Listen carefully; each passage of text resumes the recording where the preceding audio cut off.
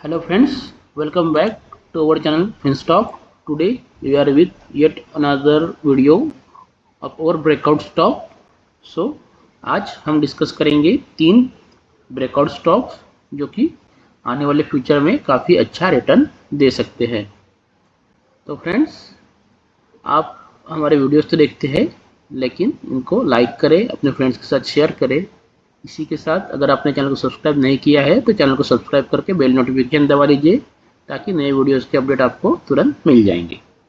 तो अभी हम जो ब्रेकआउट स्टॉक डिस्कस करने वाले हैं वो ऑलरेडी, अगर आप हमारे वीकली मार्केट एनालिसिस सीरीज देखते हैं तो उसमें हम कुछ सेक्टर एनालिसिस करते हैं। वहाँ से जो टॉप परफॉर्मिंग सेक्टर है उनमें से ही हम स्टॉक ऑलरेडी उस सीरीज में भी डिस्कस करते हैं।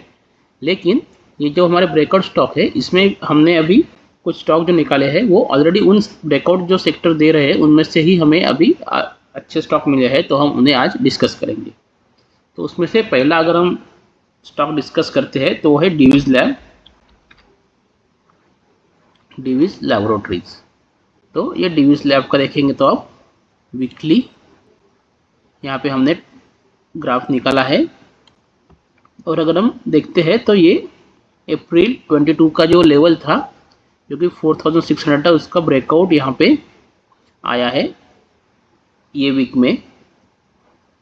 और अगर आप देखते हैं तो ऊपर जो रेजिस्टेंस है वो ऑलमोस्ट 5396 5400 के आसपास है। तो अगर हम देखते हैं तो यहाँ से हमें एक काफ़ी अच्छा रिटर्न मिल सकता है जो कि 12% के आसपास होगा।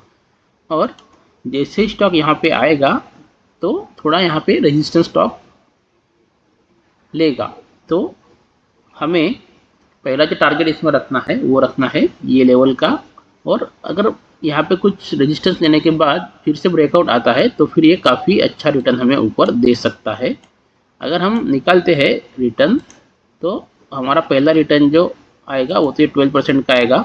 और ये ब्रेकआउट देने के बाद अगर हम देखते हैं तो हमें जो सेकंड टारगेट हम देख सकते हैं जो कि लॉन्ग टर्म टारगेट होगा वो 7900 लेवल जो है उसके आसपास का हम एक्सपेक्ट कर सकते हैं। तो काफ़ी बड़ा टारगेट है ये। अगर हम यहाँ से देखते हैं तो हमें ऑलमोस्ट 60% के आसपास का रिटर्न इसमें दिखता है। और स्टॉप लॉस जो है वो हमें ये कैंडल के नीचे रखना होगा जो कि ऑलमोस्ट आता है 4380 के आसपास का। तो ये जो है डिवीज लैब का एनालिसिस है। और अगर आप देखते हैं तो ये जो 2022 का लेवल है, ऑलमोस्ट 2 साल के बाद जब ब्रेकआउट आ रहा है तो ये काफ़ी अच्छा ऊपर जा सकता है। और इसका जो सेक्टर है फार्मा सेक्टर वो भी अभी परफॉर्म कर रहा है, तो ये स्टॉक भी काफ़ी अच्छा परफॉर्म कर सकता है। देन नेक्स्ट स्टॉक जो है वो है सिप्ला।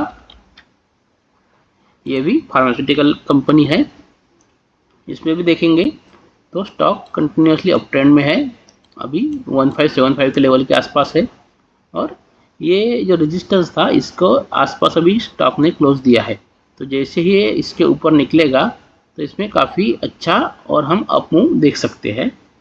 और अगर आप देखते हैं तो जो वॉल्यूम है ये कैंडल में जो लास्ट वीक में क्लोज है उसमें वॉल्यूम भी काफ़ी अच्छा है, RSI भी 60 के ऊपर है। तो ये तीनों चीज़ें यानी मोमेंटम भी है, वॉल्यूम भी अच्छा है और प्राइस भी अच्छा है, तो हम इसको हमारी वॉच लिस्ट में रख सकते हैं। और जैसे ही ये इस लेवल के ऊपर जाएगा तो हम इसे बाय कर सकते हैं।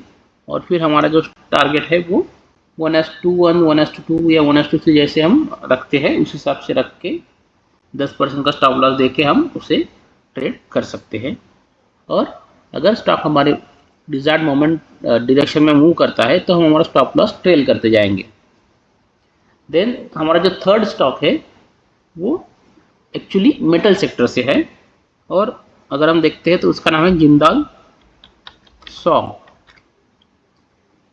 ये जिंदाल ग्रुप की कंपनी है। और इसको एनालिसिस करने के पीछे का रीज़न अगर आप देखते हैं तो ये एक जो चैनल है या एक दायरा कह सकते हैं, इसके अंदर काफ़ी हफ्तों से ट्रेड हो रहा है। ऑलमोस्ट अप्रैल 24 अगर हम बोलते हैं तो 2-2.5 महीने से ये एक ही रेंज में ट्रेड हो रहा है।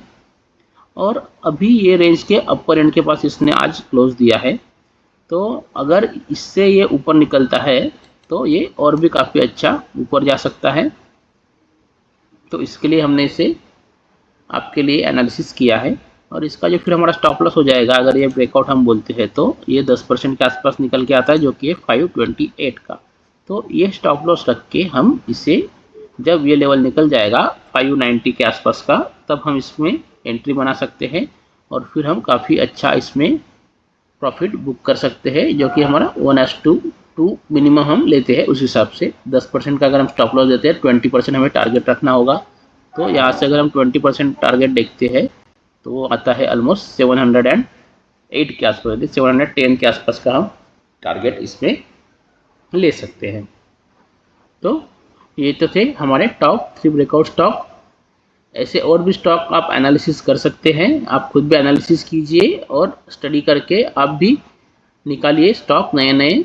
और अगर आपको ऐसे कोई स्टॉक मिलते हैं तो कमेंट में लिखिए, ताकि हम भी उन्हें एनालिसिस कर सकें। तो अभी के लिए इतना ही फ्रेंड्स, थैंक यू।